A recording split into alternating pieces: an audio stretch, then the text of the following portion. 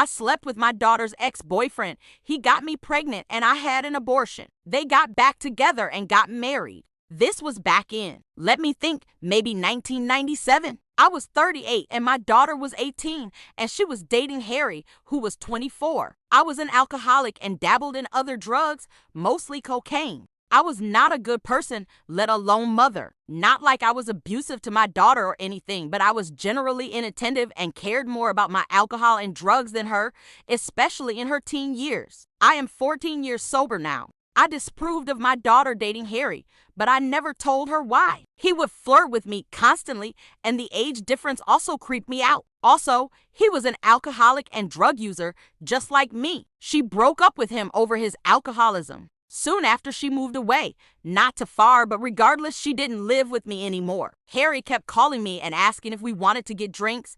I turned him down, but then one day he said he had a bunch of coke and I couldn't resist. He came over, we did the coke, and we ended up having sex. He was a very good-looking guy. He looked a lot like that ridiculous 80 Seconds Justin Bieber picture that was on the front page today.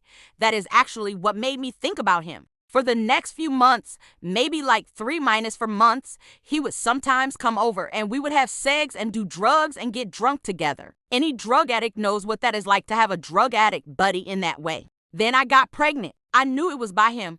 I had sex without a condom a few times stupidly. I never told him I was pregnant, and I went and got the abortion and kept it a secret. Anyways, I stopped seeing him after that.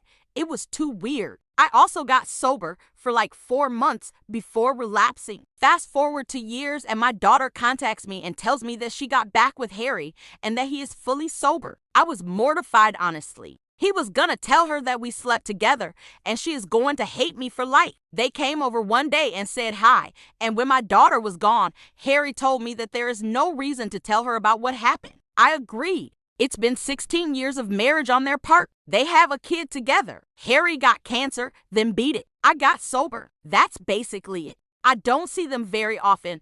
They live in Texas and I live on the East Coast. But whenever I do, there's always that tension between me and Harry.